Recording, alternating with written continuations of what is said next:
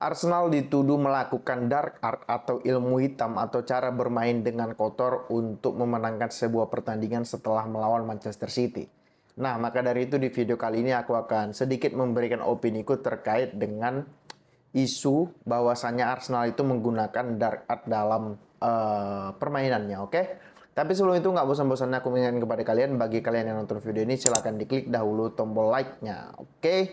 Nah, kita akan gini, aku akan bahas terlebih dahulu apa sih itu sebenarnya dark art dalam sepak bola gitu. Secara di atas kertas, secara ya kalau kita artikan satu persatu, dark itu kan artinya apa ya? Dark itu kan artinya gelap, hitam, kemudian ya gitulah, gelap, hitam, kemudian art itu kan bisa seni, bisa ilmu, bisa dan sebagainya. Jadi kalau aku mau simpulkan, dark art itu adalah seperti misalkan cara kotor atau ilmu hitam. Cuman aku lebih ingin menyebutnya sebagai cara kotor gitu. Jadi kalau misalnya kita simpulkan, kalau menurutku dark art dalam sepak bola itu adalah menggunakan segala cara dengan cara-cara kotor untuk memenangkan suatu pertandingan dalam pertandingan sepak bola. Kan itu kalau kaitannya dengan sepak bola gitu. Nah, yang jadi permasalahan sekarang adalah pernyataan itu baru dikeluarkan setelah Arsenal itu berhasil menahan imbang Manchester City di Etihad Stadium 2-2. Namun sebelum itu mereka berhasil menang 2-1 sesudah mereka mendapatkan kartu merah yang diperoleh oleh seorang Leandro Trossard. Nah, yang menjadi pembahasan dari dark art ini dikeluarkan sama media Inggris tentunya, yang kita tahu media Inggris ini melebay-lebaykan segala sesuatu dan juga melebihkan segala sesuatunya. Paling tidak mereka mengeluarkan 3 poin yang menjadi dasar mereka mengatakan Arsenal itu bermain secara dark art. Yang pertama itu adalah mengulur-ngulur waktu, yang kedua berpura-pura cedera, yang ketiga adalah cara mereka mencetak gol melalui corner kick. Nah, maka dari itu aku akan membahas tiga poin ini tadi dan juga aku kaitkan dengan apa yang dikatakan oleh Arteta terkait dengan tuduhan ataupun tuduhan sih lebih tepatnya, tuduhan media kepada timnya kayak gitu. Nah, yang pertama itu adalah mengulur waktu. Gini, mengulur waktu itu adalah bagian atau strategi dari sebuah tim, apalagi kalau mereka sudah berhasil mendapatkan poin, baik itu 1 ataupun 3 poin gitu.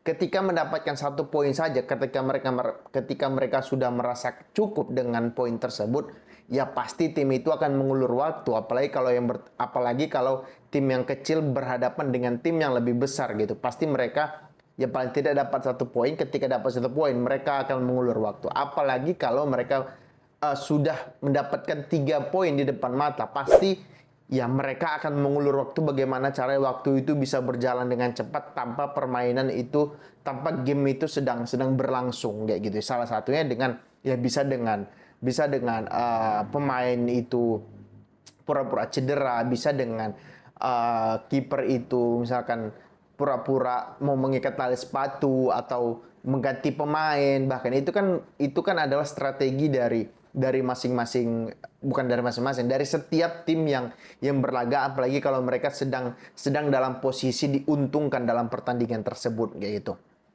Nah, terkait dengan mengulur waktu ini ada beberapa poinnya ya. Salah satunya yang dilakukan adalah pada saat Raya itu mendapatkan goal kick, tapi dia memperlama. Dan rasaku semua kiper, semua penjaga gawang akan melakukan hal yang sama kalau timnya itu sedang berada dalam posisi yang diuntungkan gitu. Bahkan kalau menurutku Ederson, kalau di posisinya si David Raya pada saat pertandingan itu, Ederson juga pasti melakukan hal tersebut gitu. Jadi media Inggris agak sedikit melebih-lebihkan terkait dengan ngulur-ngulur waktu ini gitu. Itu part of the game gitu, part of bagian dari sebuah pertandingan kayak gitu, ngerti nggak? Jadi dan juga ketika Arteta ditanya tentang dark art ini, si Arteta kan bilang, ya aku udah berada di sana kurang lebih 4 atau 5 tahun, ya aku sudah tahu semuanya lah kayak gitu. Dia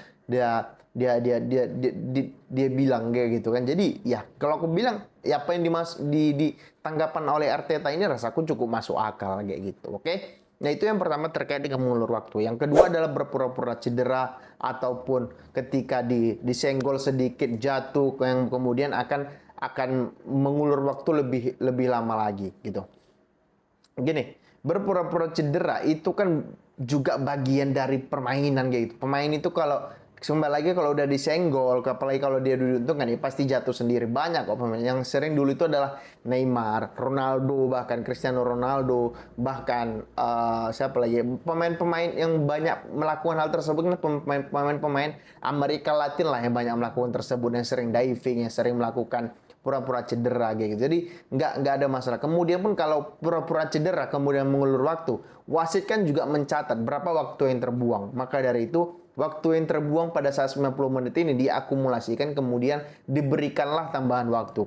Kalau kita ambil contoh lawan Arsenal lawan Manchester City, tambahan waktunya kan berapa? 7 menit ya. 7 menit itu kan akumulasi dari Raya yang membuang waktu, pemain Arsenal yang jatuh-jatuh, kemudian kartu merahnya, kemudian golnya. Itu sudah diakumulasikan, kemudian dimasukkanlah ke dalam hal yang namanya extra time gitu. Kan nggak ada masalah terkait dengan mengulur waktu. Memang agak mengesalkan, memang agak menjengkelkan. Cuman ya memang begitu cara bermainnya. Kalau kita juga berada di lapangan, pasti akan melakukan hal yang sama. Apalagi kalau tim kita sedang berada dalam kondisi diuntungkan untuk momen tersebut gitu. Jadi kalau menurutku sih nggak ada masalah terkait dengan berpura-pura cedera. Memang yang melanggar sportivitas, tapi ya nggak ada hukum yang dilanggar, nggak ada aturan yang dilanggar untuk perbuatan seperti itu kayak gitu. Oke? Nah, itu yang kedua. Kemudian yang ketiga adalah corner kick-nya Arsenal gitu. Gini, Arsenal itu menjadi mungkin salah satu tim, mungkin tim paling banyak mencetak gol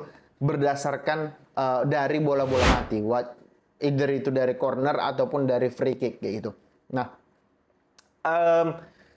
alasannya sederhana, karena mereka nggak punya striker yang bisa cetak 2 peluang 1 gol. Jadi mereka mencari cara lain untuk bisa mencetak gol dari mana? Yaitu dari corner kick. Nah, corner kick ini mereka seriusin corner kick ini, dilatih mungkin udah 100 mungkin ribuan kali dengan pola yang sama dan sulit untuk dihentikan oleh tim-tim Liga Inggris. Ya, MU pernah kebobolan dari situ, Arsenal, kemudian bahkan City yang terakhir, bahkan klub-klub besar maupun kecil sudah merasakan gimana tajamnya ataupun bagaimana ampuhnya corner kick dari Arsenal untuk menghasilkan gol dalam sebuah pertandingan kayak gitu. Nah, cuman yang menjadi permasalahan, kalau ini aku agak sedikit setuju terkait dengan corner kick ini. Aku agak setuju, karena begini, ya walaupun nggak ada hukum yang dilanggar, nggak ada peraturan yang dilanggar, cuman kalau kita lihat setiap Arsenal mencetak gol, yang menjadi poin utama, yang menjadi target itu kan selalu satu pemain, yaitu siapa? Gabriel Magalhaes ya. Gabriel Magalhaes, pemain Brazil itu. Dia selalu menjadi target ketika terjadi corner kick. Pada saat Arsenal dapat corner kick. Nah, yang jadi masalah adalah selalu ada 2 pemain yang menghalangi penjaga gawang untuk menangkis bola tersebut. Menghalangi mungkin tidak secara langsung seperti memeluk, seperti menarik baju, mungkin tidak secara langsung gitu. Pemain tersebut yang sering adalah kalau nggak Saliba, itu adalah Ben White. Selalu 2 pemain ini, atau kadang nggak Martinelli, tergantung sikon gitu. Nah, kalau kita lihat memang dari tayang ulang, memang kalau kita lihat juga dari peraturan, nggak ada peraturan dilanggar. Cuman secara tidak langsung, itu pemain, bola itu kan berada di tiang dekat ketika corner kick misalkan. Nah, pada saat corner kick itu sedang dilakukan, bola itu biasanya dikasih ataupun bola itu diantarkan ke tiang jauh kayak gitu.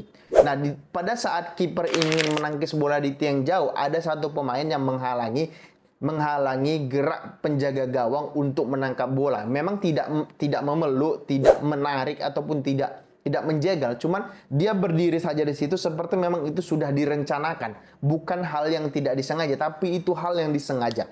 Yap, yang menjadi protes dari masing-masing klub adalah cara mereka melakukan itu. Yang nggak ada peraturan yang dilanggar, cuman agak sedikit kejam. Sama kayak misalkan kenapa Trossard kemudian Rice itu